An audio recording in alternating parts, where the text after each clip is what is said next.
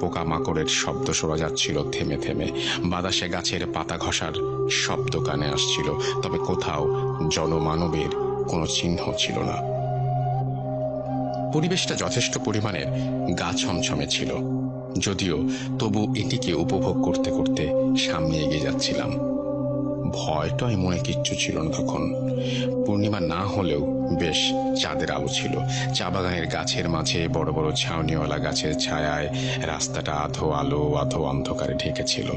তবে মাটির রাস্তাটা বেশ দেখা যাচ্ছিল। যথারীতি রেডিওর খবর শুরু হলো। শুনছি আর হাঁটছি।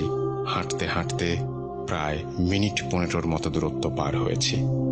সিগারেটটা শেষ হয়ে যাওয়াতে আর একটা সিগারেট জ্বালালাম। নূর হোসেনকে জিজ্ঞেস করলাম, কিরে, ভয় পাচ্ছিস নাকি?